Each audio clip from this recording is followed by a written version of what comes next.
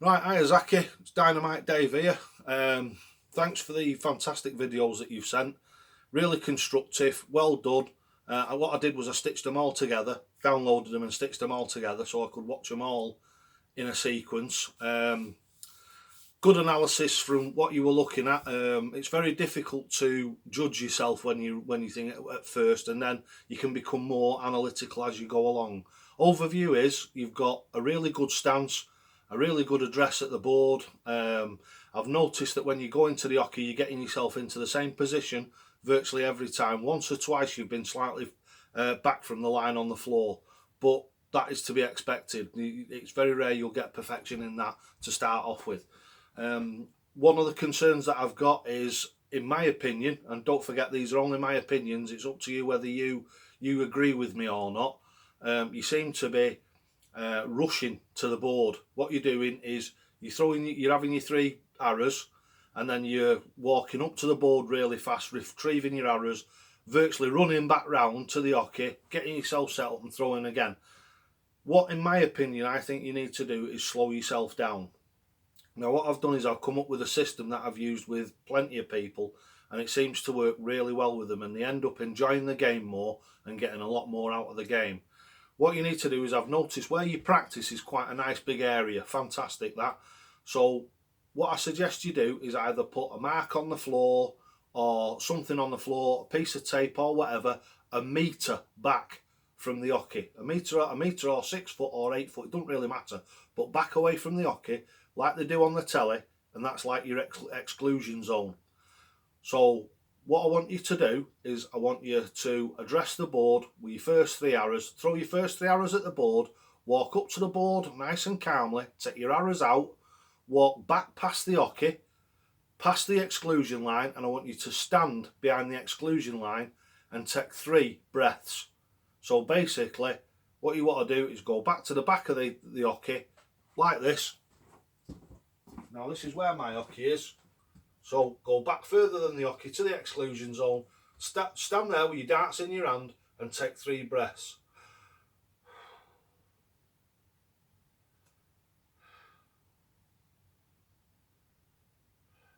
And slow your breathing down as you take the first breath, nice big breath out, let that go away, second breath, slow it down and down, then walk back up to the hockey and address the board.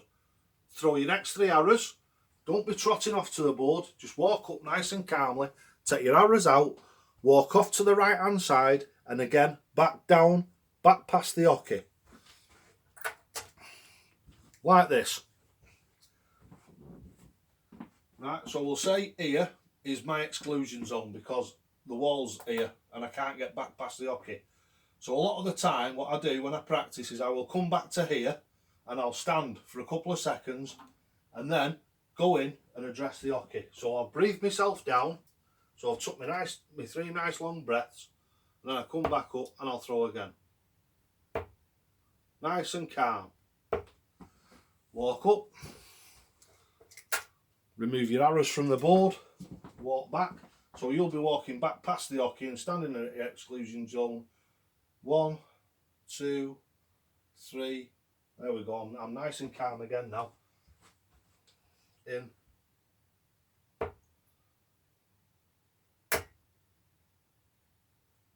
$140.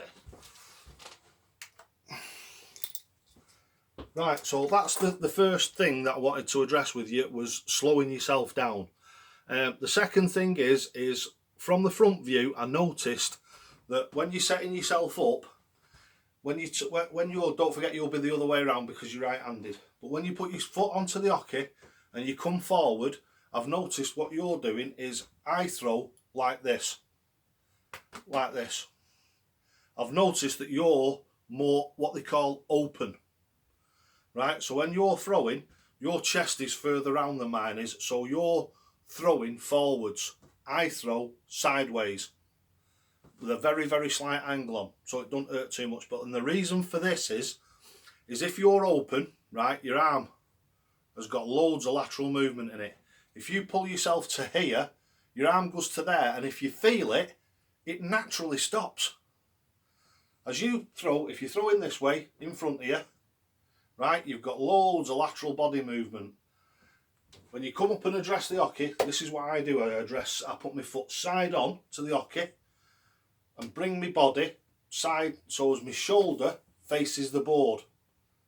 Yeah, but not like this, just literally just turn your arm into it, fetch your arm across until you can feel a natural resistance when you get to about here.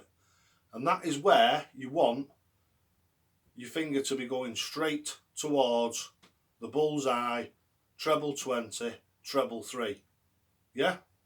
And that's the first observation I've noticed from the front. And what it's causing you to do, because you're too open, is when you're fetching the dart back, this is what you're doing, but if you watch it, you'll see what I'm talking about, is as you come back, you're coming across your face and then throwing forward. You're going back, you're coming across your face and going forward, instead of just straight backwards and forwards. You probably don't, you might not have even noticed it, but I think when you look back at the video, you'll see what I mean. As you're setting yourself up perfectly, and then as you're coming back towards, as you're going to deliver the arrow, your hand is coming very slightly across your face. That's exaggerated. Yours is a tiny little bit, but it's enough to pull it off into the 1 or over into the 5. So again, it's got to be laser accurate with your arm. So instead of at first, till you get your actual throw proper, observe your arm as you're throwing. Don't worry too much about where the dart's going. Observe your arm. As you're throwing it, make sure that your arm is going in a straight line every time. Good way to practice it is no dart with your finger, right?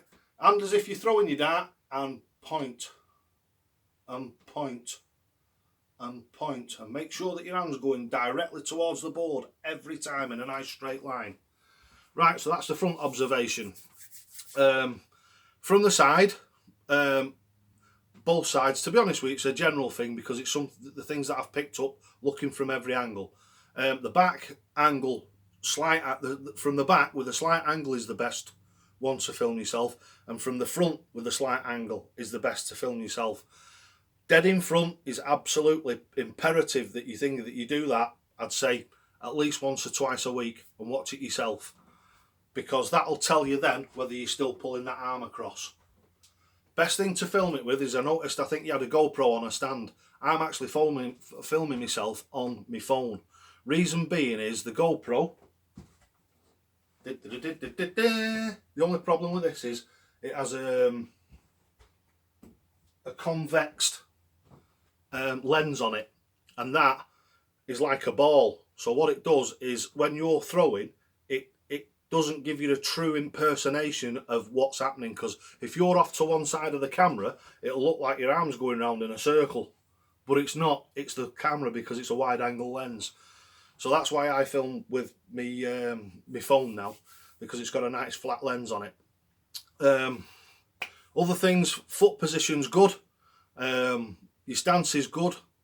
Quite a lot of the other stuff that you do is absolutely bang on. It looks to me like you've got a very, very similar throw to mine. So I don't know without talking to you whether you actually got that from my videos, or that's the way that you threw initially. But whatever it is, it's absolutely bang on what you're doing. You've just got those few things to address, that's all. So this is the first video that I'm going to do. I'm going to send you, this is the first one, so I want you to concentrate on this for a couple of weeks. Once you've got this off to a T and you've slowed yourself down and you've started producing nice, consistent into the 60s all the time, into the 20s all the time, into the bullseyes, when you're going for your doubles, same as I've always said, turn your body. Make sure you keep that. When you push, if you get your hand and pull your hand across, you'll feel where it starts to resist. Where it starts to resist is exactly where you want it. So basically, you're opened up, close yourself off a little bit. You're a young lad and you look like you're supple enough to me, and I'm 50 odd, so if I can do it, I'm damn sure you can. So like I say, slow yourself down, and there'll be another couple of videos after this to come. But I've addressed the first couple of issues for you. Get them half right, and let me know. And then what I'll do is I'll go on to the second and third phase of coaching you. So hope you've enjoyed this, Zacky. Mr. Greyling, Mr. Zacky Greyling, I hope you've enjoyed this. Thanks very much for watching Darts Hints, Tips and Advice, and toe to the hockey, Zacky. Toe to the hockey.